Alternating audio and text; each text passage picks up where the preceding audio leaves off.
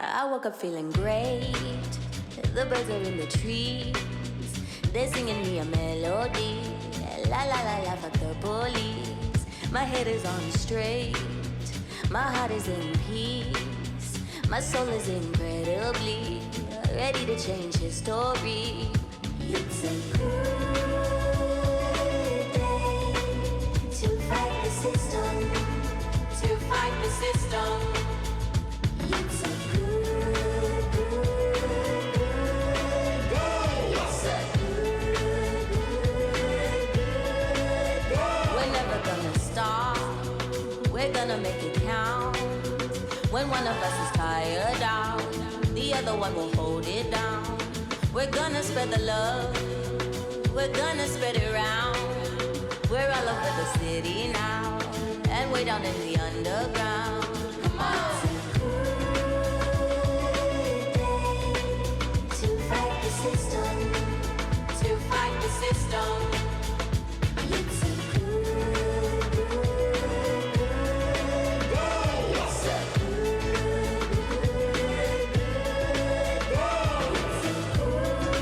day to fight the system. To fight the system. It's a good day. It's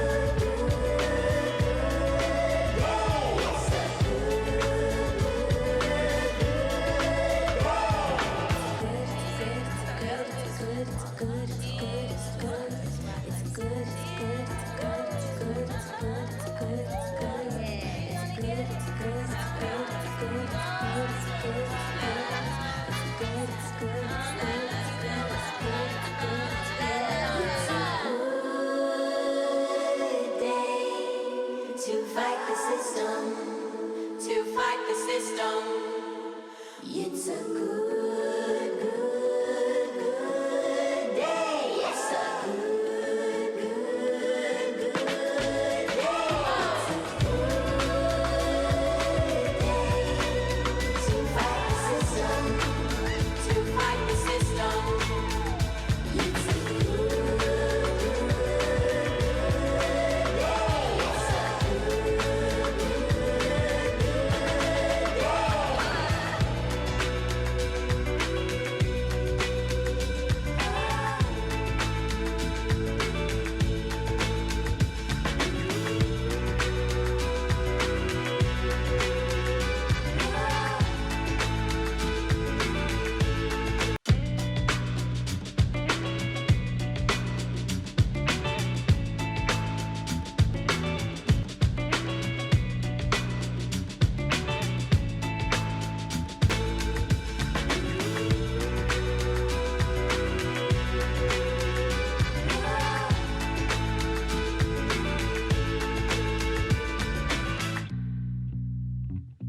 Hello, everybody, and thank you for joining us tonight for the 2021 Torchbearer Reception.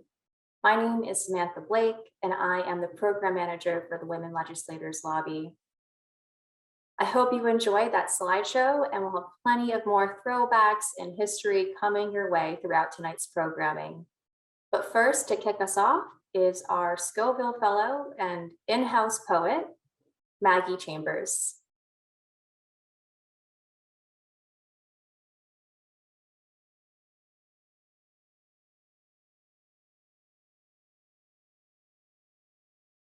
Arise then, women of this day. Arise, all women who have hearts. Whether your baptism be of water or of tears, say firmly we will not have questions answered by irrelevant agencies. Our husbands will not come to us reeking of carnage for caresses and applause. Our sons will not be taken from us to unlearn all that we have been able to teach them of charity, mercy, and patience. We, the women of one country, will be too tender to those of another to allow our sons to be trained to injure theirs. From the voice of a devastated earth, a voice goes up, our own. It says, disarm, disarm. The sword of murder is not the balance of justice, and blood does not wipe our dishonor, nor violence indicate possession. As men have often forsaken the plow and avail at the summons of war, let women now leave all that may be left of home for the great and earnest day of council. Let them meet first as women to bewail and commemorate the dead. Let them solemnly take counsel with each other as to means whereby the great family can finally live in peace, each bearing after his own and sacred impress, not of Caesar, but of God. In the name of womanhood and humanity, I earnestly ask that a General Congress of Women Without Limits of Nationality may be appointed and held at some place deemed most convenient. In the earliest period, consistent with its objects, to promote the alliance of different nationalities, the amicable settlement of international questions, and the great and general interest of peace. Wow. Thanks for kicking us off with that inspiration, Maggie.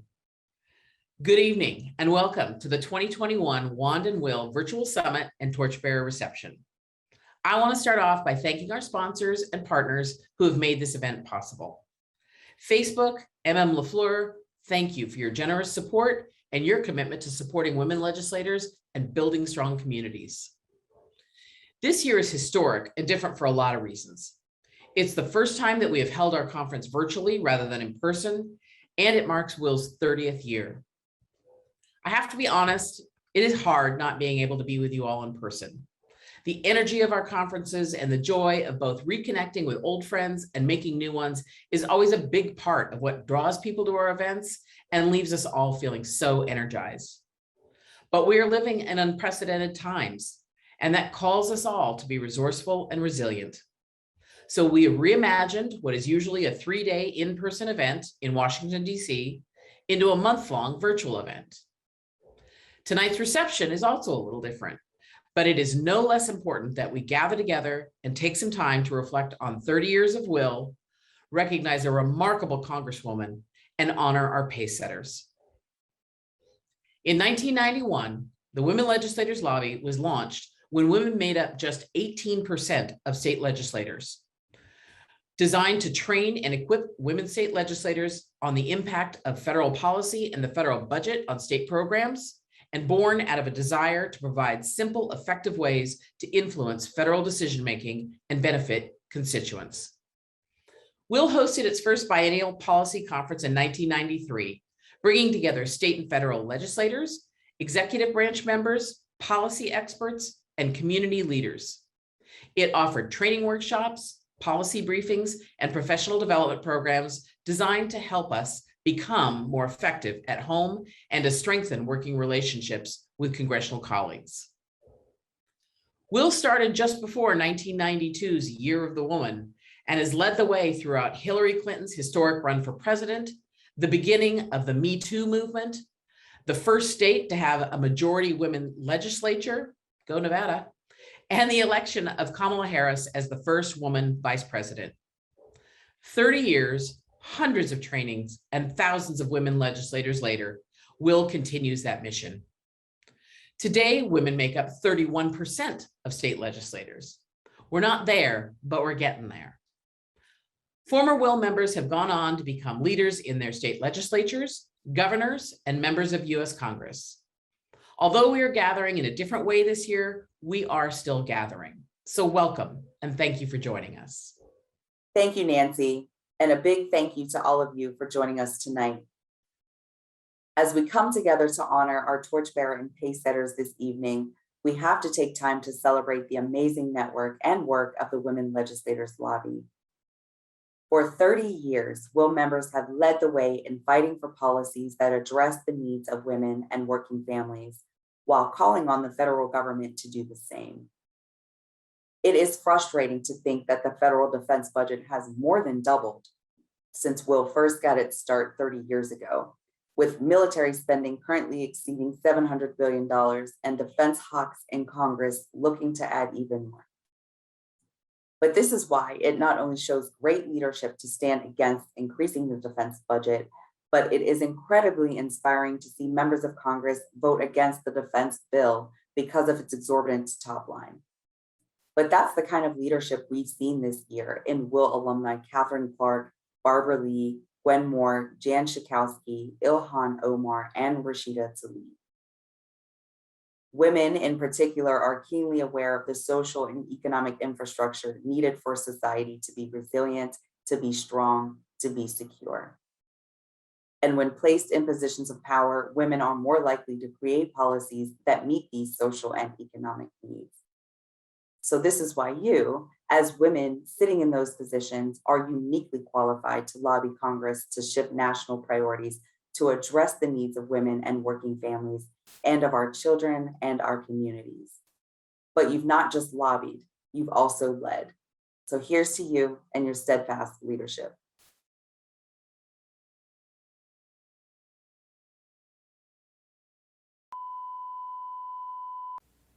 There has never been a greater opportunity for women to influence the direction of our nation. WAND, Women's Action for New Directions, is a national membership organization working to increase women's political power to reduce violence and militarism and reorder federal spending priorities. WILL, the Women Legislators Lobby, is a project of WAND. Through WILL, women state legislators act in concert with local women activists to help shape federal policies affecting America's women, children, and families. I believe very strongly in citizen advocacy, but once I got into office, I suddenly realized that my influence with my members of Congress increased considerably because I was suddenly seen as representing 35,000 people. It also amazed me that more state legislators were not making the connection between the needs that were not being met at the local and state level and how the federal government was spending our resources. And so I came up with the idea for the Women Legislators Lobby to get women state legislators much more active in lobbying their members of Congress on the issues that women care about, primarily reordering the national budget priorities, to cut the military budget to a reasonable level in order to try to meet the kinds of domestic needs, environmental needs that the states are not able to meet. These women understand the connection between excessive military spending and the failures of our society. Once a year, women activists and state legislators come to Washington to share their concerns, learn from women experts, and lobby their members of Congress to take new directions. Women are today claiming our place in the political process. The other thing about this moment in history is the crisis in military policy, what Randall Forsberg called last week when she spoke to us in Boston, the scandals of military policy. The crisis of military policy is that we continue to perpetuate a Cold War military budget which drains needed resources from unmet human needs. The mayors were here this past week asking for $35 billion to save the city's money that we seem not to have because it's literally walled into an enormous Cold War military budget. That's a crisis.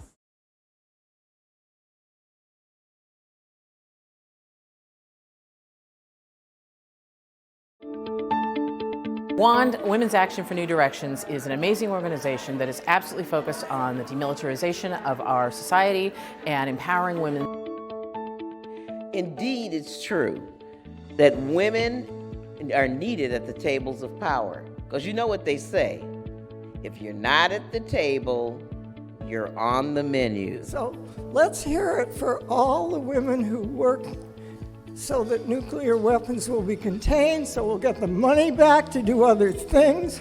I want you to continue believing in the possibility of people like us running for higher office. These women influence huge numbers of people. They run for office and they serve at the pleasure of their voters, and they're very important opinion shapers. If we didn't hold so much power as women leaders, then they wouldn't be so determined to block us. And by the way, as women leaders, you're really articulate on this because people believe that women are much, much more likely to bring people together than men are.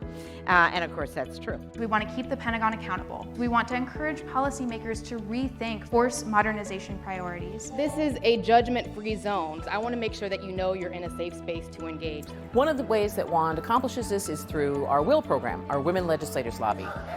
This is a group of women state legislators from around the country, all focused on how to redirect federal dollars away from our militarized society and to our unmet human needs. Our women legislators are amazing. Remember who you are.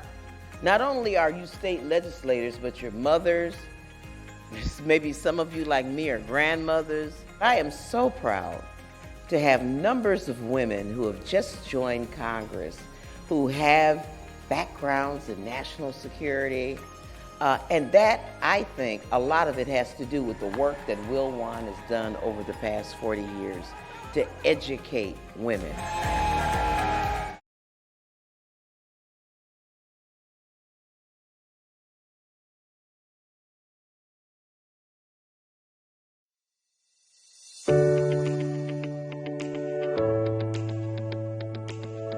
How do we identify them? The first is to look for a username with a bunch of numbers and letters possibly jumbled.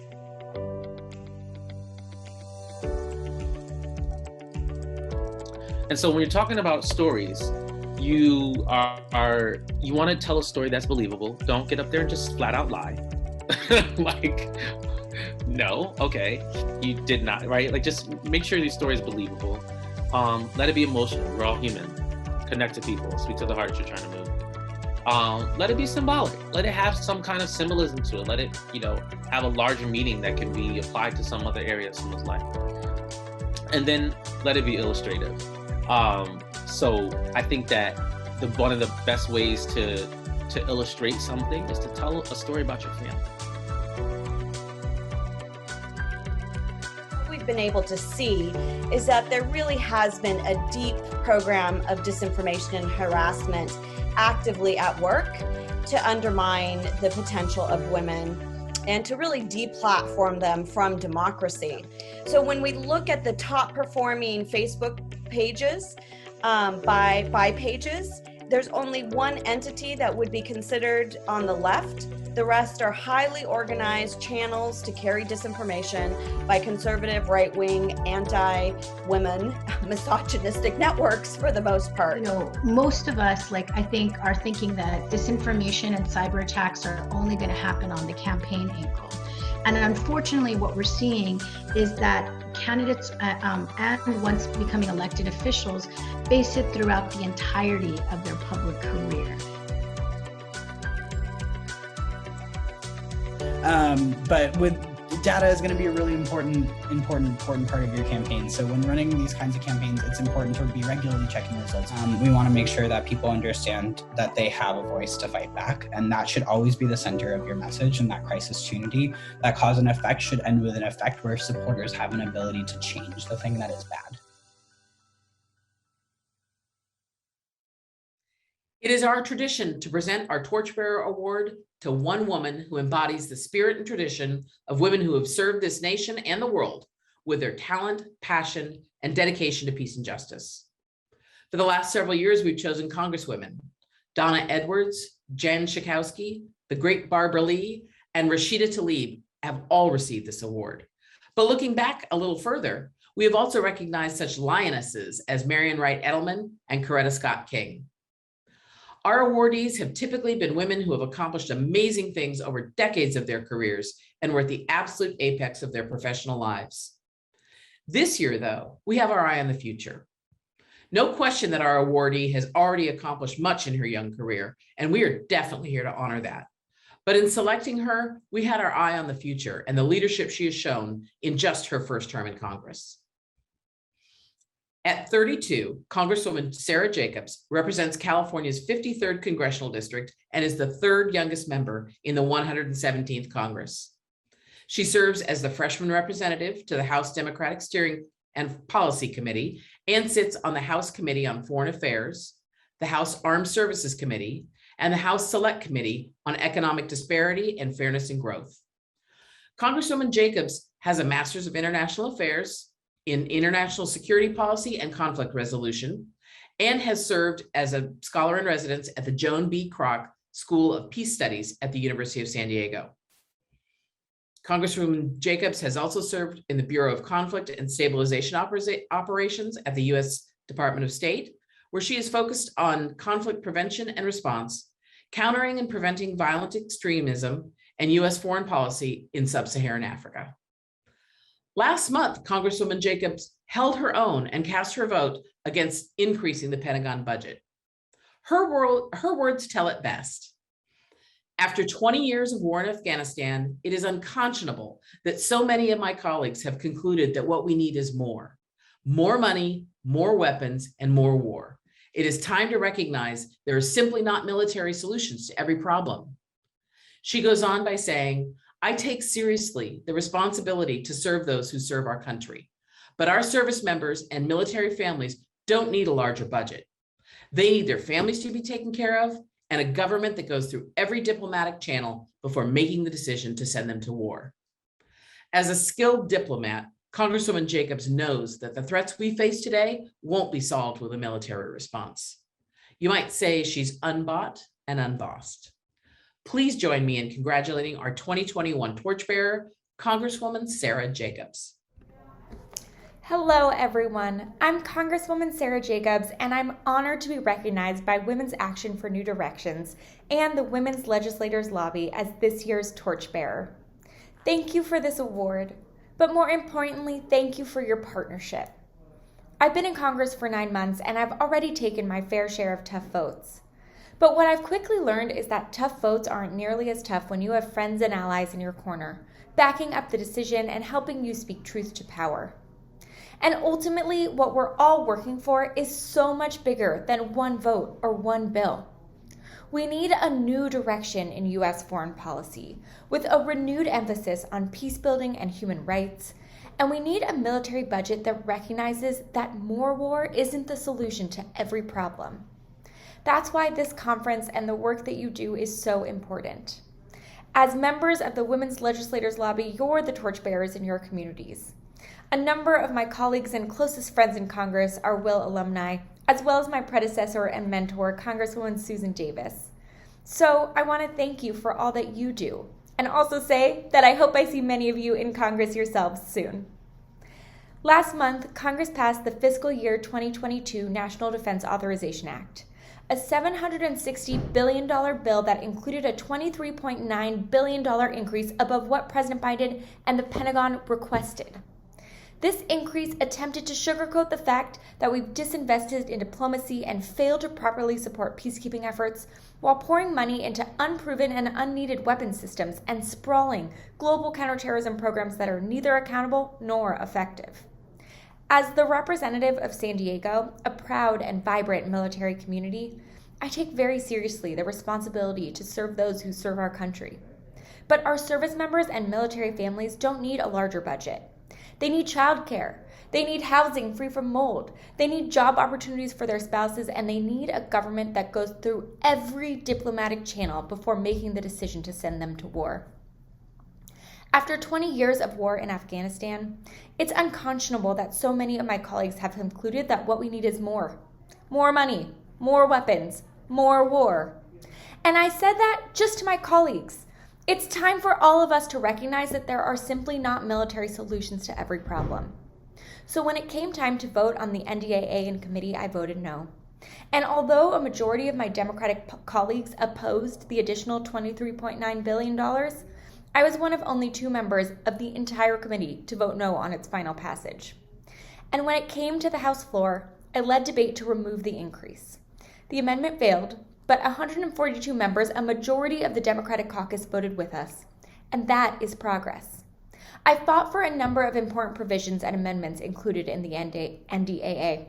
And I am so grateful for the historic provisions included to finally address military sexual assault.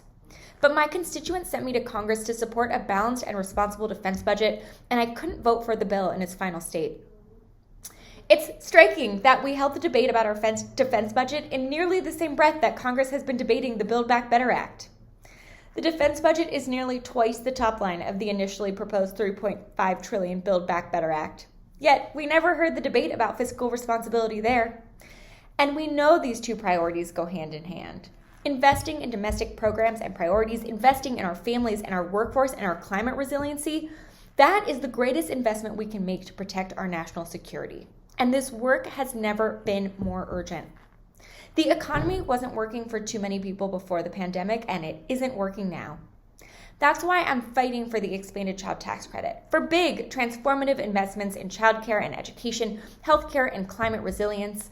These are the steps we must take to improve our global competitiveness, develop our human capital, and protect our national security. And they're necessary investments in our future and in building a fairer, more equitable society. This September, as we debated and voted on these issues, it was clear that for too many of my colleagues, the domestic and defense portions of the budget were treated like totally separate entities, held to entirely different standards and values. In fact, many of the loudest voices demanding a $23 billion increase to the Pentagon budget also refused to even vote for a resolution to keep the government running or to raise the debt ceiling in the name of what they consider fiscal responsibility.